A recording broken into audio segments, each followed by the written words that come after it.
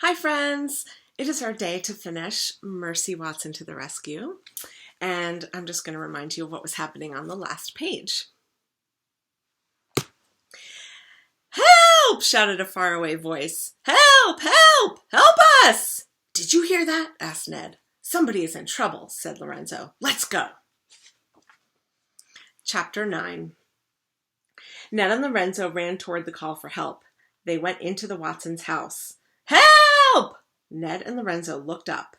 They saw a bed hanging out of the ceiling. They saw Mr. and Mrs. Watson holding on to the bed for dear life.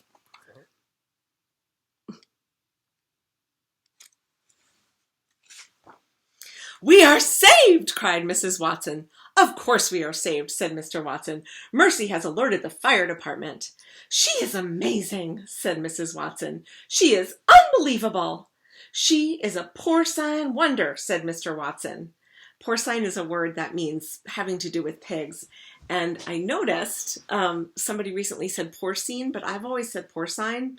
So I looked it up, and either one is okay. So I'm saying porcine for now. You can say it however you like. Ned and Lorenzo ran upstairs. They picked up Mr. and Mrs. Watson. The Watsons' bed sighed loudly and crashed all the way through the floor. My friends, there's a big sound coming up on the next page, and I'll show you what word it is, and you can make it. Are you ready? 1, 2, 3. Woof! I can hear how loudly you said that. Boom! Mr. Watson looked at the hole where the bed used to be. "I have always believed very firmly in the fire department," said Mr. Watson. "As have I," said Mrs. Watson. "As have I." From outside the Watsons' house came a squeal. Can you guys squeal? "Gotcha!" shouted Eugenia.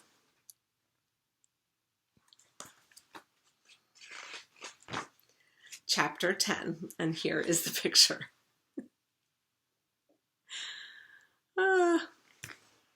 Ned and Lorenzo and Mr. and Mrs. Watson all went outside. Eugenia was sitting on the ground. Her arms were wrapped around Mercy's neck. Her cheek was resting on Mercy's back. Eugenia was breathing very loudly. Can you guys breathe loudly, please? "This pig," she said, "was on my property." "We prefer that you did not call her a pig," said Mrs. Watson. "We would prefer that you call her a porcine wonder," said Mr. Watson. "After all, she did save us. She's a hero." "She's a pig," said Eugenia. She started to cry. "There, there, sister," said Baby. She bent over and patted Eugenia on the back.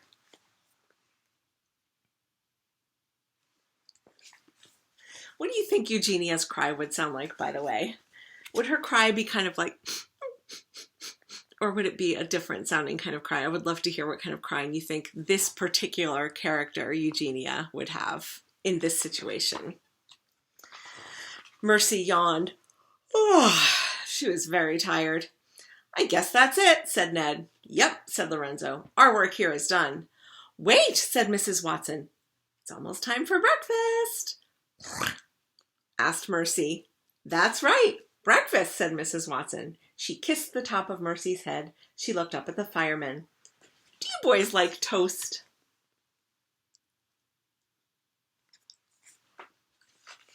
Hi, Mace. Come here. Chapter 11.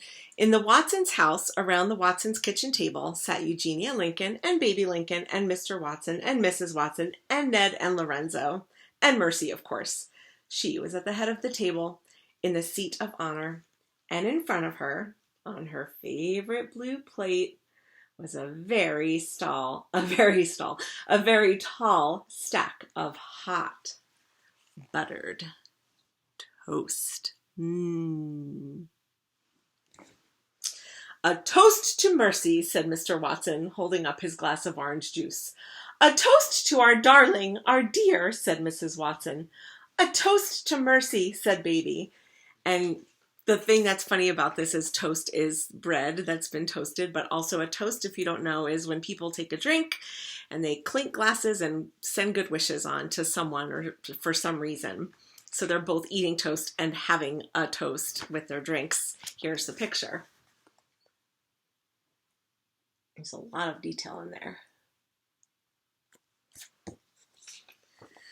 In my opinion, said Eugenia, pigs should not be toasted. In my opinion, pigs do not belong at the kitchen table. To our hero, said Mr. Watson, where would we be without Mercy? Yes, said Mrs. Watson, who would have saved us? I can't imagine, said Ned. Me neither, said Lorenzo. They all clinked glasses. Mercy had another piece of toast.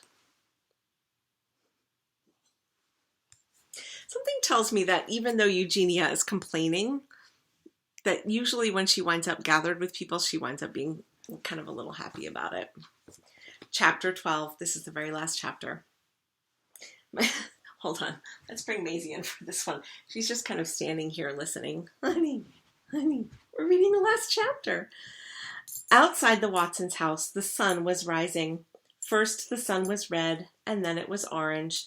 It rose higher and higher. Inside the Watsons' house, Mercy was lying on the couch.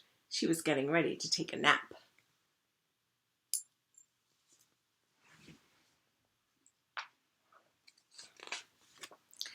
Bright, bright is the morning sun, sang Mr. and Mrs. Watson together. But brighter still is our porcine wonder. Mercy smiled. She closed her eyes. She was asleep before Mr. and Mrs. Watson even finished the song. And that's the end. And you guys know how much I love to see where the authors and illustrators live. And there's actually quite a bit written about both of them. And I'll just tell you that Kate DiCamillo and Chris Van Dusen have both worked on many, many, many books. And Kate lives in Minneapolis, Minnesota. And Chris lives in Maine. I wonder where. Maybe I've run into him at the store when I'm there in the summer. Okay, friends, there are more Mercy Watson books, and I do have 2 of them in my house. So I will